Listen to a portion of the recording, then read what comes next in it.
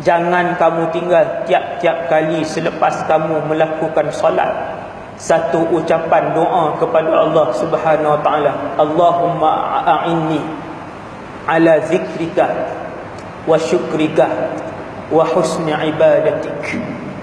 Ya Allah, a'inni ala zikrika, bantulah aku ya Allah untuk sentiasa ingat kamu. Kenapa Nabi ajar Muaz satu doa yang diucap oleh Rasulullah setiap kali seusai Nabi bagi salam, Assalamualaikum warahmatullah, Assalamualaikum warahmatullah. Allahumma inni ala zikrika wa syukrika wa husni ibadatik. Ya Allah, bantulah aku untuk sentiasa mengingatimu. Wa syukrika, ya Allah, bantulah aku untuk sentiasa mensyukuri, berterima kasih kepadamu. Dua, wa ala husni ibadatik, ya Allah, bantulah aku dalam mengelokkan amal ibadahku. Tiga benda hak Nabi ajar Sayyidina Muaz bin Jabal, dan tiga-tiga tu benda yang penting dalam kehidupan kita. Yang pertama, sentiasa ingat Allah. Cara ringkas, manusia yang tidak melupakan Allah akan sentiasa dikawal oleh Allah Azza wa Jalla dan dilindungi kehidupannya oleh Allah Subhanahu wa taala di mana sahaja dia berada. Di dalam api dia, di bawah lautan dia mesti dijaga oleh Allah. Tonton tengok Sayyidina Ibrahim masuk dalam api, hasbiyallah wa ni'mal wakil. Dia tak pernah lupa Allah. Dia tidak pernah melupakan Allah. Hak ni Nabi ajar, Allahumma a'inni ala zikrika. Apabila kamu jadi satu orang yang sentiasa mengingati Allah, maka semua kejahatan di dalam alam ini akan dilindungi oleh Allah Subhanahu wa taala daripada terkena kita. Nabi Yunus ibn Matta alaihi salam duduk di dalam perut ikan. Hak ni bukan cerita dongeng. Duduk dalam perut ikan, berada di bawah dasar lautan. Logik akal mati. Tetapi lebih daripada berhari-hari, Yunus alaihi salam berada di dalam perut ikan siang dan malam di dasar lautan, tetapi tak mati. Tatkala itu mulut dan hati Nabi Yunus alaihi salam sentiasa melafazkan zikir, mengingati Allah Subhanahu wa taala. La ilaha illa anta subhanaka inni kuntu minadh zalimin. Ini khasiat nombor satu. Allahumma a'inni ala zikrika. Nabi kata, Muaz, mohon kepada Allah, wahai Muaz, supaya kamu sentiasa mengingati Allah Subhanahu wa taala, zikir.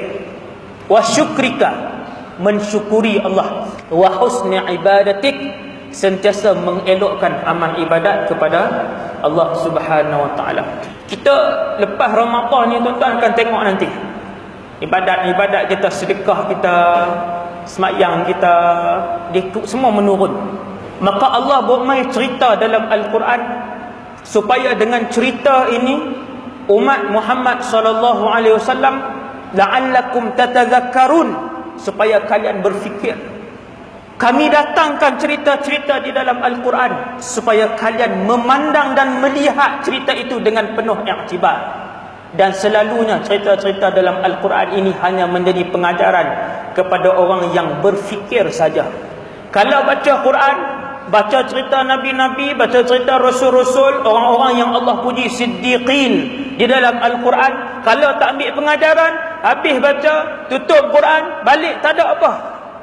Tapi kalau kita baca, kita renung, kita cari dalam kehidupan kita, di mana kita nak letak pengajaran cerita Nabi ini dalam kehidupan kita. Antara Nabi ulul azmi yang istiqamah dalam melakukan ibadat kepada Allah. Tuan-tuan, bukan selama 63 tahun Allah cerita dalam Quran Nabi Nuh alaihi salam. Allahu akbar. Nabi Nuh alaihi salam, sebuah bukti seorang rasul dan seorang manusia yang begitu tekun kepada Allah Subhanahu wa taala. Berapa tahun, berapa lama Nabi Nuh alaihi salam tekun dengan Allah? Berapa lama Nabi Nuh AS beribadat kepada Allah? Selain daripada beribadat, berzikir, doa dan munajat kepada Allah, Allah cerita dalam Quran, Nabi Nuh ni 950 tahun siang dan malam. Tentang buka surah Nuh, tengok ayat 1 sampai ayat 10 je. Allah cerita tentang kehidupan Nabi Nuh siang dan malam. Allah ceritakan bahawa Nabi Nuh keluar berdakwah kepada kaumnya. Istiqamah Nabi Nuh. Kita ni takut ni tak boleh buat ibadat ni 11 bulan macam mana ni. Takut lemah ya Allah. Dalam Ramadan alhamdulillah kami rasa kuat ya Allah. Dalam Ramadan ya Allah kami rasa keberkatan kamu melimpah ruah ya Allah. Dalam Ramadan kami rasakan pengampunan-Mu ya Allah. Dalam Ramadan kami boleh rasa ya Allah nikmat Allah yang begitu banyak dalam Ramadan. Risau ni 11 bulan macam mana nak bertemu lagi? Macam mana nak hadapi 11 bulan ni ya Allah? Peliharalah diri kami. Kita tengok Nabi Nuh alaihi salam, subhanallah, subhanallah, 900 tahun berdakwah siang dan malam. Allah cak dalam Quran, aku menjadi saksi bahawa Nuh berdakwah di jalanku kepada orang ramai selama 950 tahun. Tolak umur jadi Rasul 40, jadi 910 tahun berdakwah. Bukan ni bab semayang ni tak usah sembang lah. Semayang Rasul, qiyamul lail Rasul, zikir Rasul, yang tu tak usah sembang lah. Ni hak keluar berdakwah ni. Akhirnya kata Allah, yang masuk Islam sepanjang 900 tahun itu kata para ulama tidak melebihi 80 orang. Tuan-tuan agak-agak nak dakwah lagi tak lepas tu? 80 ya. Ni hak kita ni ramai lagi. Allahu Akbar. Istiqamahnya seorang Rasul.